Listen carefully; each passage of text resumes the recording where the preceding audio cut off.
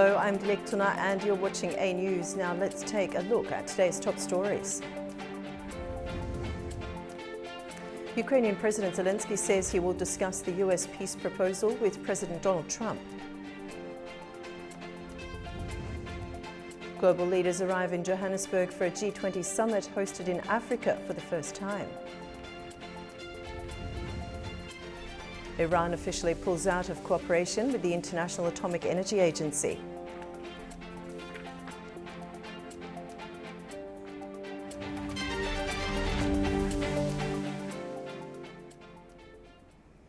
Ukraine's President Volodymyr Zelensky says Kyiv is analyzing a new US peace proposal aimed at ending the war with Russia after receiving the draft plan from a visiting American delegation on Thursday.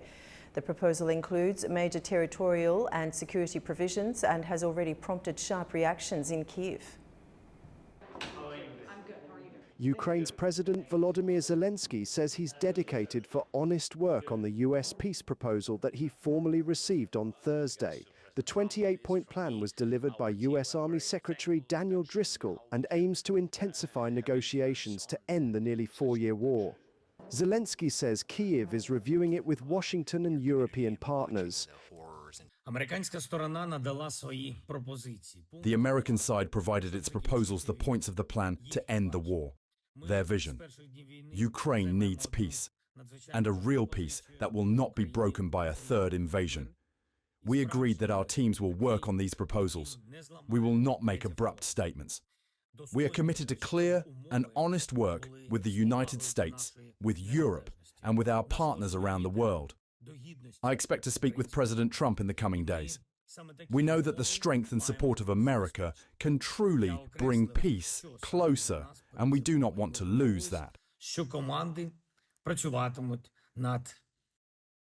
In the proposal, Ukraine would surrender additional eastern territory in exchange for long-term US security guarantees. According to US and Ukrainian officials cited by news agency Axios, the framework would grant Russia full de facto control of all of Luhansk and Donetsk and freeze current lines in Kherson and Zaporizhia, with withdrawn areas becoming a demilitarized buffer.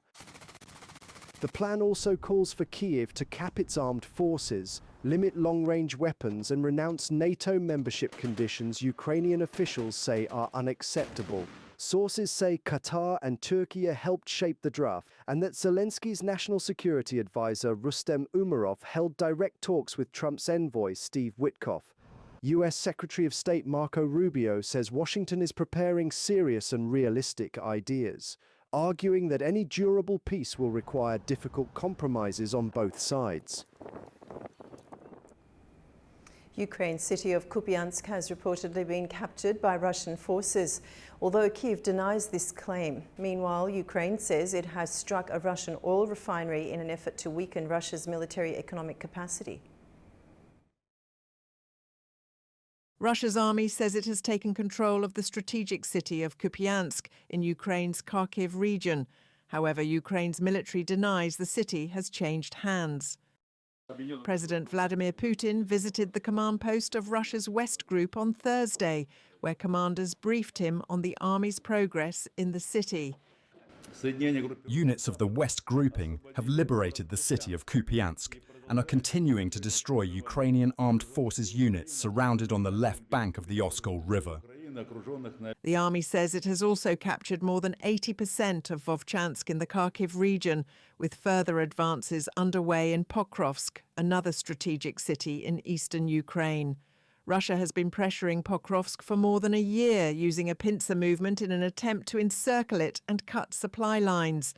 Russian military maps now show the city under Russian control, with Ukrainian troops surrounded in nearby Myrnohrad. Moscow says that capturing Pokrovsk would provide a platform to push north toward the two largest remaining Ukrainian-held cities in the Donetsk region, Kramatorsk and Sloviansk. However, Ukraine also dismisses that Russian forces have taken over large parts of Pokrovsk and Vovchansk near the Russian border. Meanwhile, Ukraine's Air Force said it carried out fresh strikes on an oil refinery in the Russian city of Ryazan in an effort to weaken Russia's military economic capacity. The attack cut power to parts of the southwestern Kursk region overnight, leaving more than 16,000 residents without electricity, according to regional authorities. These developments come as US Army Secretary Daniel Driscoll met Ukrainian President Volodymyr Zelensky in Kyiv on Thursday to discuss a new US-drafted proposal for Russia-Ukraine peace talks. Now we take a moment to look back in time. This week marks 30 years since the Dayton Peace Agreement ended the Bosnian War, a conflict that killed more than 100,000 people and left deep scars across former Yugoslavia. Our report explains how the deal brought Europe's bloodiest post-Cold War fighting to an end. 30 years ago, one of Europe's bloodiest post-Cold War conflicts came to an end. For more than 3.5 years, the Bosnian War pitted Bosniaks, Croats and Serbs against one another after the breakup of Yugoslavia. Sarajevo endured the longest siege in modern European history, where more than 11,000 people were killed under constant sniper and artillery fire. Between 1992 and 1995, communities were torn apart. Neighborhoods survived with almost no water, electricity or food. Images of street fighting, mortar blasts and civilians running for cover came to define a conflict that left over 100,000 dead. Among the worst atrocities was the 1995 Srebrenica genocide, when Serb forces under General Ratko Mladic overran a UN-protected enclave and executed around 8,000 Muslim men and boys. Their bodies were dumped in mass graves, later exhumed and used as evidence in war crimes trials. As the war escalated, the United States pushed intensive negotiations at an airbase in Dayton, Ohio. In November 1995, Bosnian, Serbian and Croatian leaders reached a deal to end the fighting. Weeks later in Paris, they signed the Dayton Peace Agreement, creating 2 autonomous entities inside Bosnia, linked by a weak central government.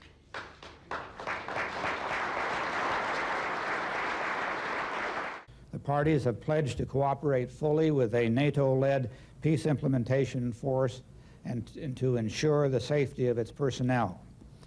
And it sets the stage for a comprehensive program of reconstruction. NATO peacekeepers soon deployed, launching Europe's largest post-war stabilization mission. For many Bosnians watching the signing on television, Dayton offered the first glimpse of normal life after years of terror. In the decades that followed, international tribunals convicted Bosnian Serb leaders Radovan Karadzic and Ratko Mladic of genocide and war crimes. Slobodan Milosevic died in The Hague in 2006 while awaiting a verdict. And today, the cemeteries of Srebrenica remain among the war's starkest reminders. An Indian-made Tejas fighter jet crashed during an aerial display at the Dubai Air Show on Friday, killing the pilot. The Indian Air Force has confirmed. The aircraft was performing a low-altitude maneuver when it plunged to the ground and erupted in flames. A probe has been launched to determine the cause of the crash. The incident marks the second known loss of a Tejas aircraft, a key component of India's effort to modernise its fleet of fighter jets. The first crash occurred during a training exercise in India in 2024.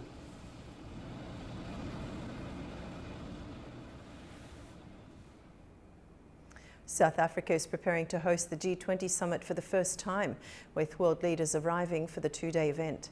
Remaining on climate news, as a report from weather agency SAFAR has classified New Delhi's air quality as hazardous, residents have expressed frustration over what they say are inadequate government measures to tackle pollution. G20 leaders have begun arriving in South Africa ahead of the summit, which opens on Saturday. The two-day event, held under the motto Solidarity, Equality and Sustainability, will bring together heads of state from 15 countries across Europe, Asia and South America. They are expected to take part in 3 sessions focused on global challenges and priorities, including sustainable economic growth, development and financing. Britain's Prime Minister Keir Starmer has landed in Johannesburg, defending his decision to attend despite the UK budget being only days away. He is also expected to announce a new deal under which the UK will provide strategic advice and consultancy services to South Africa's railways. Brazil's President Luiz Inácio Lula da Silva has also arrived. Lula is likely to bring to the summit what could become one of the key outcomes of the soon-to-conclude COP30 in Brazil. G20 nations are considered crucial in shaping the global response to climate change, accounting for 85% of the world economy and more than three-quarters of climate warming emissions. Also attending are Australia's Prime Minister Anthony Albanese and Chinese Premier Li Qiang. Premier Li is scheduled to hold bilateral meetings with several world leaders during the conference. Police and army units staged a show of force earlier in the week, and a hard lockdown came into effect on Friday around the Nasrec Expo Centre and FNB Stadium, where leaders will convene. This year marks the first time a G20 summit is being held on African soil, with South Africa the continent's only member state. The administration of US President Donald Trump has said it will not attend, alleging that the host country, once ruled by a white minority apartheid government until 1994, discriminates against white people. While a US boycott could undercut South Africa's agenda, Pretoria said the absence was Washington's loss and that it still expected a successful summit. Now staying on climate news, as a report from weather agency SAFAR has classified New Delhi's air quality as hazardous. Residents have expressed frustration over what they say are inadequate government measures to tackle pollution. Air quality in India's capital remained at hazardous levels on Thursday, with Delhi's pollution crisis again sparking calls for stronger government action. Weather agency SAFAR recorded an air quality index of 399, placing the city in the very poor category. Residents voiced frustration over what they see as years of insufficient measures. This issue of pollution has been going on for the last 10 to 15 years. There's no permanent solution to it unless the government takes a serious stance. If they think by restricting vehicles and imposing curbs, there'll be no change. It won't make a difference. They should set a target to plant at least 20 million trees in Delhi every year. Pollution must be reduced. Because of pollution, my wife has fallen sick. I am out in the morning even though the government says avoid morning walks. However, I am helpless. Therefore, it has to be reduced. India aims to expand forest and green cover to 33% of its land area by 2030, up from 24%, as part of its Paris Agreement commitments. Authorities have banned non-essential construction and taken other steps to curb pollution. Each winter, cold air traps dust, vehicle emissions and smoke from crop burning across Delhi and neighbouring districts, leaving millions struggling with respiratory problems. Talks at the COP30 summit in Brazil have been thrown into chaos after a fire forced thousands of delegates to flee the venue. And as negotiations resume, a major rift over fossil fuels is threatening to derail the final agreement. Panic spread through the COP30 venue in Belém when a fire broke out inside an exhibition pavilion just after lunch. Flames climbed the interior lining of the building before firefighters brought the blaze under control within minutes. 13 people were treated for smoke inhalation, and thousands of delegates were evacuated from the building, stopping the talks instantly. The timing could not have been worse. Negotiators had already missed a key deadline on climate finance and fossil fuel commitments, with less than a day left before the summit's planned end. Earlier in the day, Brazil circulated a new draft proposal. It proposed tripling adaptation finance by 2030, but again offered no roadmap for moving away from fossil fuels. That omission reignited long-standing tensions between countries demanding clarity and those resisting any commitment. And now, The Guardian reports exclusively that the dispute has escalated. At least 29 countries have signed a letter warning Brazil they will block any final deal that does not include a fossil fuel transition roadmap. According to the news outlet, Brazil was preparing to drop the roadmap entirely under pressure from petrostates such as Saudi Arabia and Russia, and major consumers such as India and China. Supporters, including more than 80 countries, call the roadmap a red line for proving progress on the post-COP28 fossil pledge. But opposition remains strong. At the same time, poorer countries are pushing for firm guarantees on adaptation funding. Many say past pledges, including last year's $300 billion target, have failed to materialise, deepening mistrust. Talks are now set to run into the weekend because of the disruption on Thursday. The real challenge for COP30 is whether countries can break the deadlock over fossil fuels and finance, or leave Belém without the progress many expected. Bitcoin extended its November slide on Friday, falling below $85,000 for the first time since April, as investors weighed the prospects of another Federal Reserve rate cut next month. Bitcoin dropped on Friday to levels not seen in more than 6 months. The price of flagship digital currency has dropped to around $85,000 per Bitcoin. Bitcoin's market capitalization dropped by 9.1% over the past day to $1.67 trillion, while the daily trading volume rose 40% to $113.4 billion.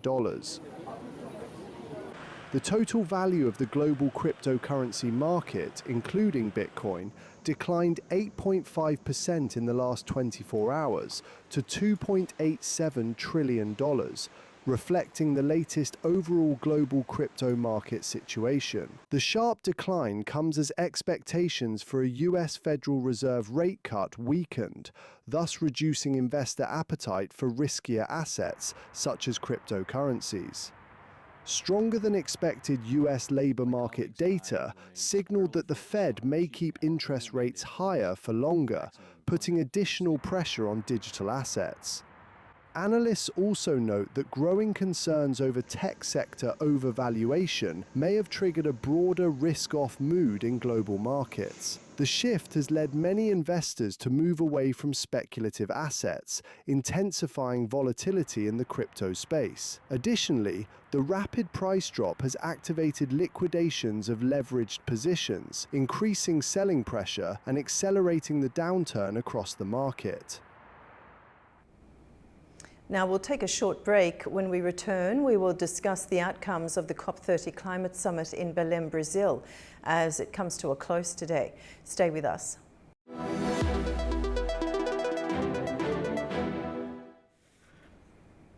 Welcome back to A News. The COP30 Climate Summit in Belém, Brazil is wrapping up today, with negotiators working late on what's being called the Belém Political Package, a bundle of decisions covering fossil fuels, finance and adaptation. Talks have been dominated by deep divisions over whether to include a clear roadmap to move away from fossil fuels, and by tense debates over how far climate finance should be scaled up for developing countries, building on last year's Baku to Belém pledge to mobilize $1.3 trillion a year by 2035. And at the same time, Brazil has used its role as host to push issues like Amazon protection, just transitions and new targets on adaptation and sustainable fuels onto the centre of the global agenda.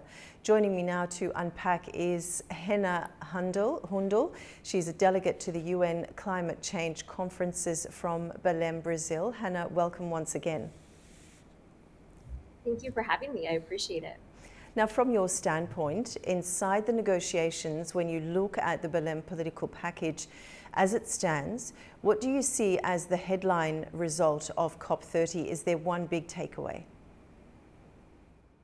I think there are multiple big takeaways. And I think it's also important to remember that at the 11th hour at any of these conferences, this is actually my 5th one, tensions are always going to be high. And we're seeing this time be no different in terms of a lot of internal debates about some of the items that you mentioned. For example, in COP28 in Dubai, we agreed on a transition away from fossil fuels. And I think it's very fair at this point in time for at least 80 or so far to be pushing for a more durable framework around that. So we're seeing discussions around that really play out. We're seeing discussions around the global goal on adaptation, which is basically looking at indicators for global progress on adaptation to climate change. There are all these many different components that I think are going to be part of the final package. So it'll be quite various in terms of the goals that eventually emerge from this conference. But I think, what's really key in these final moments is making sure that you can get agreement among so many different actors that come around to the table. Okay. And Hannah, going into Belém, expectations were that this COP would be about implementation and delivery, not just new promises. Do you think it lived up to that, or will people walk away feeling as though it was another incremental step? I think a lot of that is going to be determined in these final stages. There are, however, some bright spots that I think can be highlighted. For example, the Belém Health Action Plan, which was declared and adopted on the conference's Health Day, dedicated Health Day. And it's really about understanding that the climate crisis is also a health crisis. And how do we make sure that climate change, although it's really surfacing a lot of inequalities around the world, doesn't also do that in the healthcare realm? When we think, for example, about heat waves, the current models suggest that heat waves are increasing in duration, frequency, and intensity because of human-induced climate change. So what can we actually do about that from a people perspective on the ground, in addition to these talks about emissions and so forth that take place at these conferences? So I think in summary, you are seeing progress kind of on the people domain, really thinking about how do we ensure that populations are better adapting to the climate crisis. But I think, unfortunately, in some of these high-level talks about what to do regarding emissions, you're still seeing that fraught with a lot of debate. Okay, and Hannah, there was even a fire that briefly disrupted proceedings on the final stretch. How much did that kind of drama and delay affect the atmosphere in the negotiating rooms, if at all? I think it was quite tense because these conferences typically over time. I mean, this is my 5th conference. All 4 of the prior ones that I've been to have gone over time. So there's a lot already on the table, a lot to still be hashed out. So I think kind of the time that the fire came was particularly momentous. It of course caused a lot of panic and worry at the time. One of my friends actually ended up being treated for inhalation, along with reportedly 12 other people who had to be treated as well. So it definitely put a damper on the conference for sure. People were concerned about safety at that moment in time. There's kind of a lot to pick back up on today, including just kind of moving on from that and carrying forward, because there's a lot of work still to be done. For sure. Okay, now let's talk fossil fuels, Hannah. One of the most contentious issues has been the wording on fossil fuels. The latest draft dropped explicit language on a new global agreement to transition away from fossil fuels after strong pushback from some producer countries. How big a setback is that? I think it is a setback because I think, toward your earlier language about incremental progress, a lot of these COPs can feel quite incremental. And I think a lot of that is really owing to the structure of these conferences. I mean, we have to keep in mind, you have so many countries coming around the table, each with their own goals and ambitions, each working with different national bodies. And we have to find agreement amongst all of these different concerns. And so oftentimes that agreement that you can actually strike between these actors of various persuasions ends up seeming kind of small in comparison to the magnitude of the crisis that we're dealing with, that is the climate crisis. So I think sometimes it can feel like a mismatch in terms of this huge issue, climate change, and what we're actually able to agree on year to year seems quite small in comparison. I think what's going to be key to make sure that more parties leave the conference feeling inside is in fact clear around that trend away from fossil fuels. This topic has been sort of bantered about at multiple conferences now. I think people are wanting to sort of move to broad declarations and really get into the nitty-gritty details because the devil is often in those details. So I think really having a more durable framework in that regard will be key for making sure that people feel like this is a conference that achieved their aims. Okay, now at the same time, more than 80 countries, including many from Africa, Latin America, Europe, and small island states, have been calling for a clear roadmap to phase out fossil fuels. Has that coalition shifted the centre of gravity, even if the final text is weaker than many had hoped? I think all of these voices really do matter. There's a lot of power that all these different voices have. For example, at COP29 last year in Baku, Azerbaijan, you actually saw somewhat of a protest on the 11th hour. Some delegates actually had walked out the door. And that caused a lot of media commotion, and that really kind of brought the focus back to the fact that it's not easy oftentimes for a lot of these delegations to get to these conferences, to be for several weeks on end, working toward this aim. It's not easy to do that. And so to give the due respect to all these different delegations that come here with faith, we really have to make sure that we're satisfying everybody's goals. I think, in many ways, each sort of party can exercise power in different domains. And I think we really saw that in stark relief in Baku, kind of with that protest in the 11th hour. And I think there's definitely room for something like that to happen again here. Okay. All right. Now let's move on to climate finance, Hannah. We've seen this Baku to Belém roadmap to mobilize $1.3 trillion a year for developing countries by 2035, building on agreements reached in Baku last year. How central is that roadmap to the story of COP30? I think it's absolutely central because climate finance has been increasingly a centerpiece of these conferences. You see a lot of developing economies really pushing for climate finance as their tool, primarily to be a part of the just transition to renewable energy, to feel like they can adapt to the consequences of the climate crisis that they rightfully out. They did very little to contribute to in the first place, but are really bearing the brunt of. And so climate finance is really the centerpiece of that. Now, what's been really difficult is there are pledges that are made for climate finance, but getting those dollars to actually materialize has been a totally different matter. And so I think rightfully so, you're seeing some of these countries really pushing for those to actually materialize and to make sure that the pledges as finance come to fruition so they can actually use them in the ways that they need to most to both adapt to the climate crisis and also enable them to mitigate their own emissions. And the draft texts talk about tripling adaptation finance by 2030 from 2025 levels. And there's discussion of a specific adaptation finance goal linked to the global goal on adaptation. So from a developing country perspective, is that enough, or is delivery still the big question mark there? I think delivery is still going to be the big question because we've sort of seen this story play out several times where these pledges will be made for climate finance and then the actual funding that comes through is merely a fraction of that. We also kind of see, a permission structure sometimes open up whereby if one country doesn't come through on their climate finance pledges, the other countries that have made pledges in that regard feel some sort of leeway in effect to also not, come through on the measure of their climate finance promises. So there's almost in a way kind of a domino effect. And so that's why I think it's very critical to ensure that when any pledges are made, we actually hold those parties to account to make sure that they follow through on them. Okay. Now, Hannah, stepping back, when you look at the combination of outcomes on fossil fuels, finance and adaptation, plus the wider Amazon and Indigenous agenda, would you say COP30 has kept the 1.5 degree goal within reach, or are we now in a space of managing overreach and damage limitation? Yeah, I think, that continues to be the central question because we have to remember it was 1 decade ago, 10 years ago in 2015, that the Paris Agreement said that we want to limit global average temperature increase to no more than 0.5 degrees Celsius to avert the worst of the climate crisis. And unfortunately, the current model suggests that we may well be on track for breaching that threshold.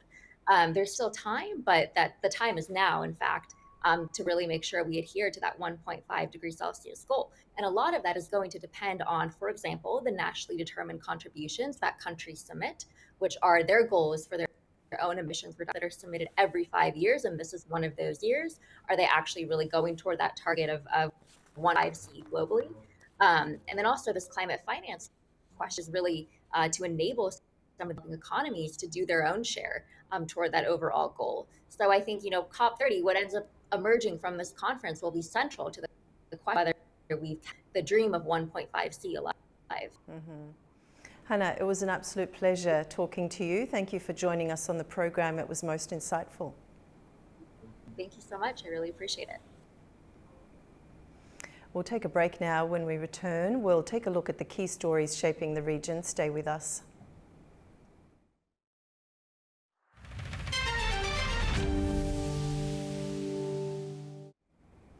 Welcome back to A News. Now let's take a closer look at the key stories shaping the region. The US is deepening its ties with Azerbaijan, a move Forbes magazine says could reshape regional trade and energy networks. The country's strategic position in Central Asia is attracting growing Western attention. The United States is strengthening its partnership with Azerbaijan, focusing on energy, trade and regional security. Forbes reports that Baku's recent integration into the Central Asian bloc opens new opportunities for cooperation with the US and Europe. Azerbaijan is rich in oil, gas and rare earth minerals, resources that are increasingly important for global industry and technology. According to the International Energy Agency, the country is among the world's most energy self-sufficient nations. US-Azerbaijan ties have long been limited by a 1992 law known as the Freedom Support Act, which included a rule called Section 907. This rule originally blocked direct US aid to Azerbaijan due to its conflict with Armenia. Over the years, US presidents, including George W. Bush, Joe Biden and Donald Trump, have repeatedly waived this restriction, allowing closer cooperation. Forbes notes that further easing of these rules could open the door to major projects, including transport corridors, pipelines, railways and fiber optic lines across the South Caucasus. Analysts say the partnership also helps the US counterbalance Russia and China, giving Washington access to strategic resources while supporting Eurasian countries seeking more independence from Moscow and Beijing. For Azerbaijan, the relationship boosts its strategic role in the Caucasus, increases trade and energy links, and enhances its international profile.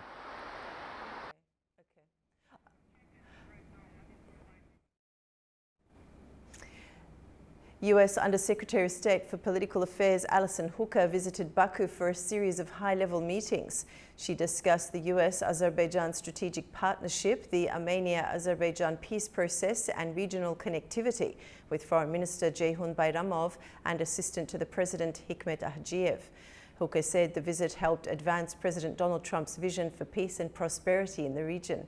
Her trip is part of a wider regional tour as Washington seeks to strengthen engagement in the South Caucasus and support long-term stability. Baku is hosting the D8 Media Forum today, bringing together senior officials, editors-in-chief and media executives from member countries to discuss cooperation across the information sphere. The event focuses on strengthening regional information exchange, countering disinformation and developing joint digital media projects. The program includes panel sessions on responsible journalism, digital innovation, strategic communication and crisis management, followed by a workshop on media ethics in the digital age. Around 150 participants are attending, including 71 international representatives from the 8 D8 member states and the organisation's secretariat.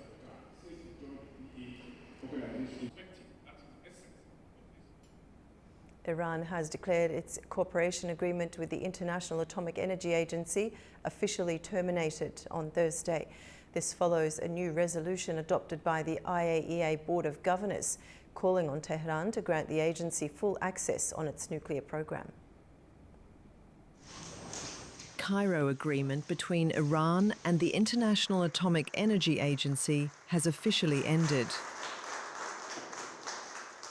On Thursday, Iranian Foreign Minister Abbas Araghchi announced that Tehran has sent an official letter to the Director General of the International Atomic Energy Agency declaring that the agreement is no longer valid. The move comes in reaction to resolution adopted at the IAEA Board of Governors by the United States and 3 European countries. Resolution called on Iran to provide it with access and information regarding its nuclear program as required under UN directives. The document's purpose was primarily to renew and adjust the IAEA's mandate to report on aspects of Iran's nuclear program. But it also stated Iran must quickly provide the IAEA with the answers and access it wants, 5 months after airstrikes by Israel and the US. The resolution passed with 19 votes in favour, 3 against and 12 abstentions. Diplomats at the meeting in Vienna said Russia, China and Niger were the countries that opposed it. However, Araghchi described the action as illegal and unjustified, stating that these countries, by disregarding Iran's engagement, have undermined the credibility of the IAEA. Now, current developments show that Cairo Agreement is no longer in effect anymore. The agreement, signed on September 9th this year, was a technical cooperation framework aimed at restoring the International Atomic Energy Agency's inspections in Iran after a suspension of cooperation. And our Tura Shiraliliu has more from Tehran. Iran announced on Friday cancellation of an Egypt-mediated deal with the International Atomic Energy Agency signed in September, following a resolution passed by the UN Nuclear Watchdog's Board of Governors in Vienna, which called for information about enriched material and access to civilian nuclear sites. Foreign Ministry spokesman Ismail Baghai said Tehran, in an official letter to IAEA, stated that the Cairo Agreement, a new modality of cooperation which was reached through long negotiations, is now null and void. He condemned as illegal and unjustified adoption of the joint resolution proposed by France, Germany, UK and US on Thursday, saying that further measures will be adopted by Iran as well. Iran suspended its ties with IAEA and seized the nuclear negotiations with the United States mediated by Oman in the wake of airstrikes by Israel and US on its major civilian nuclear sites last June. In September, Tehran and IAEA signed an agreement in Cairo on a new mode of cooperation in the wake of bombing of Iran's nuclear centers under UN verification, including on visits by the UN watchdog's inspectors. Earlier, Iran had laid down the condition that it would consider the new agreement cancelled if UN nuclear sanctions were reimposed, but it did not take action after the sanctions were reinstalled in September. Foreign Minister Abbas Araghchi was quoted saying in remarks reported on Friday that Iran is prepared for a fair nuclear deal. In an exclusive interview with London-based weekly The Economist, he said that Tehran is ready to go for a deal, but for a fair and balanced one, not a one-sided deal. Tehran has rejected news about secret talks with Washington, demanding compensation from the United States for attacking its nuclear sites in the middle of nuclear negotiations. Tura Shiraliliu, Tehran, A News. Armenian Prime Minister Nikol Pashinyan has completed his first official visit to Kazakhstan. During his stay in Astana, he met with President Kassym-Jomart Tokayev to discuss bilateral cooperation. The leaders reviewed ways to expand economic and transport links between the two countries. Our Fariza Kalimurzina has more.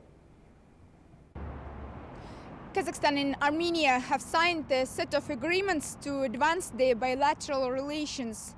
In Astana's Akorda Presidential Palace, President Kassym-Jomart Tokayev and Armenian Prime Minister Nikol Pashinyan signed a joint statement along with 15 bilateral agreements covering multiple areas of cooperation between the two countries. The talks focused on trade, investment and economic cooperation, transport, agriculture, digitalization, artificial intelligence and healthcare were also discussed.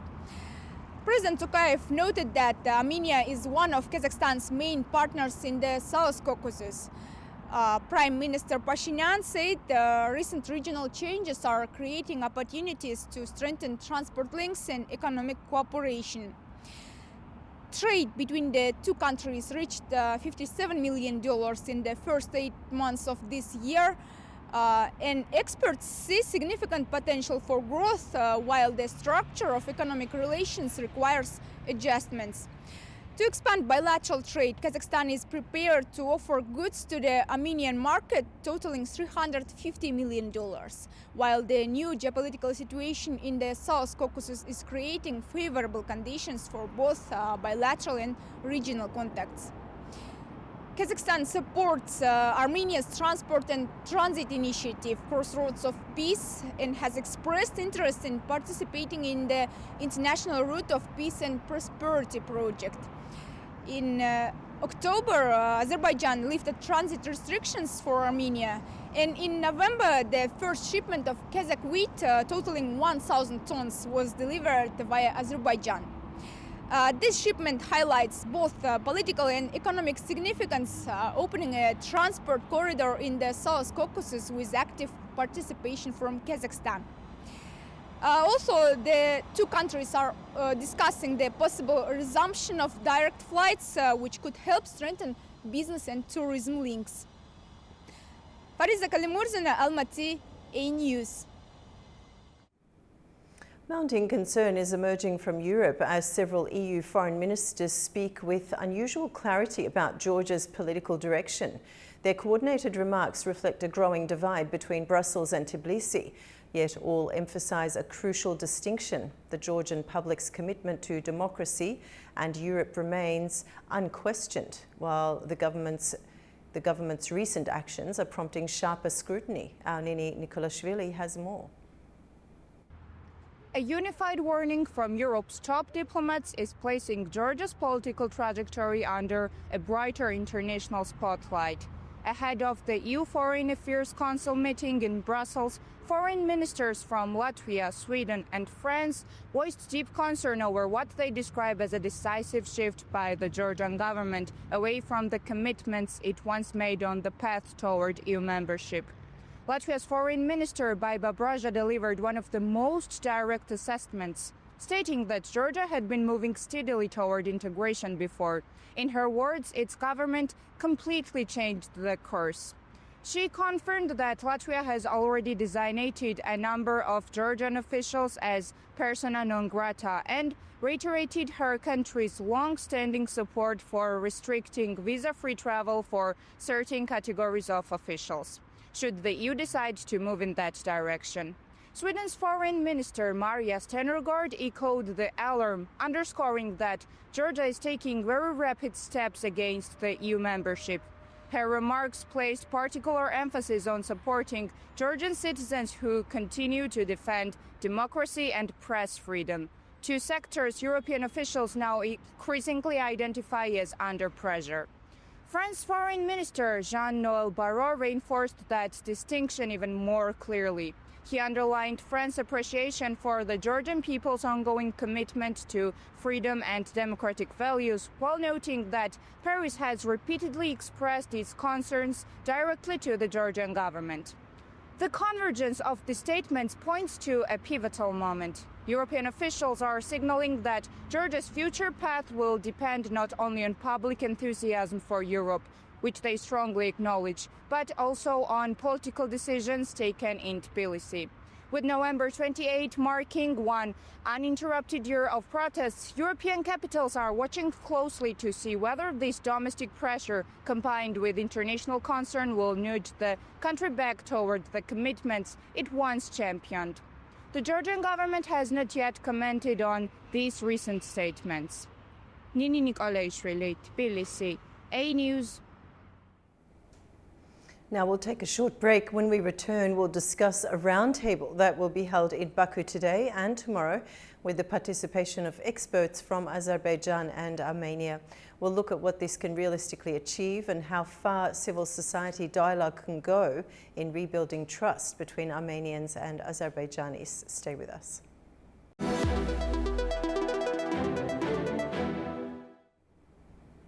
Welcome back to A News. Baku is hosting a roundtable with the participation of 5 experts from Armenia in a 2-day initiative designed to deepen engagement between Azerbaijani and Armenian civil society representatives.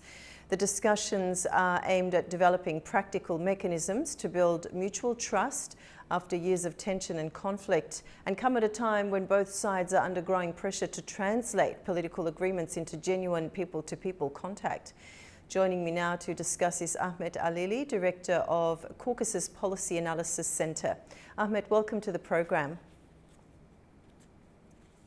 Thank you very much for the invitation. It's a great pleasure to be here. Now, to begin with, what's the main purpose of this roundtable in Baku, and who are these 5 Armenian experts taking part?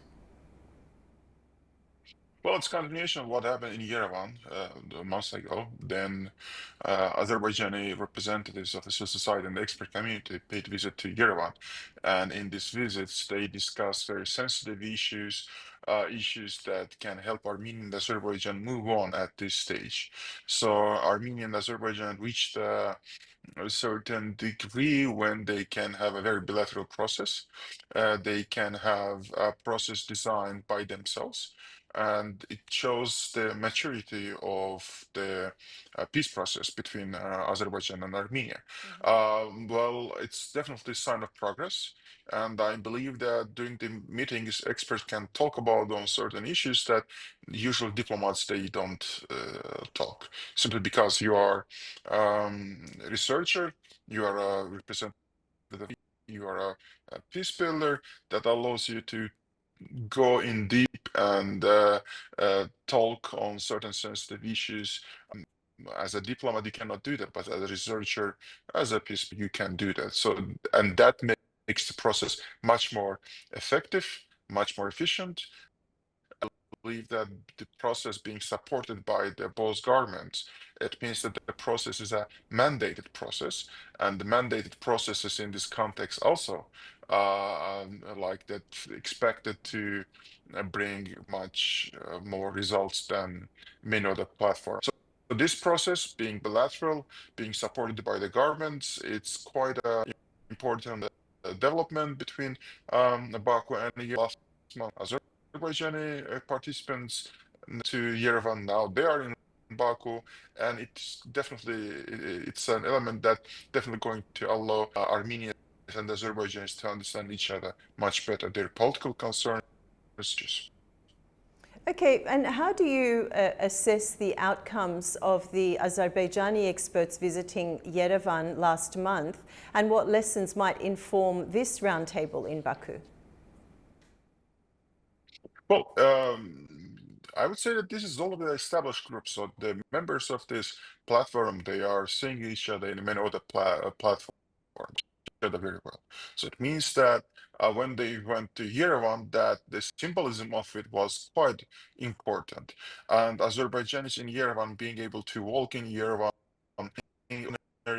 Armenians, and being part of the certain events that this is something this brings some sign of normality. So it shows that the peace process reached a degree that when Armenians and Azerbaijanis can travel to each other's capital city, and when Azerbaijan delegation was in Yerevan, I believe they could they could show that there is no hesitation from Azerbaijani side to come to Yerevan to show that the Azerbaijan side is invested in peace building, and Azerbaijani side can be that this group can be part of the very delicate, very sensitive discussions. So I expect the same performance from the Armenian colleague coming to Baku today, and I believe that today they are going to have discussions. And then the next day they might have a walk in Baku and see Baku, and I believe that this is also going to leave quite positive impressions in them, and once they are back to Yerevan, that message can spread among other Armenians and bring lead to positive results. Okay, so aside from the gradual warming of ties, Ahmed, would you say there were any practical mechanisms or follow-up actions agreed upon during the Azerbaijani experts' visit that could now be built upon in this roundtable? Well, I would say this group is designed to get rid of all of those misunderstandings. So the practical outcome of it, usually, if there is no tension, so this is the outcome of this kind of meetings. So because usually experts from Armenia and Azerbaijan, sometimes they do not assess the news coming from the other country, and they misinterpret that news. They come up with a complete different idea. So they put some other meaning in the news from coming from these countries. But this kind of meetings, it is quite a good way helping Armenian and Azerbaijan experts to understand each other's concerns in a better way.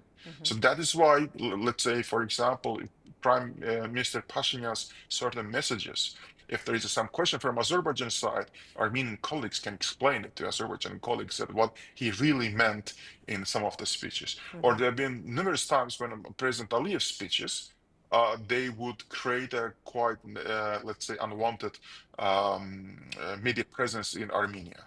So, but once Azerbaijan experts explain what are the real concerns behind those statements, that helps to smooth down tension, that helps parties to generate common understanding on sensitive issues. So the result of it, so you should not expect that this group is going to meet and that they are going to come up with a certain solution and replace diplomats. No, the reality is that if there is some spoiler, somebody goes out to public and says that somebody did something wrong, these group members can communicate with each other and tell what is the truth. So it helps Armenian and Azerbaijanis to understand each other much better. And the expert platform has been very effective.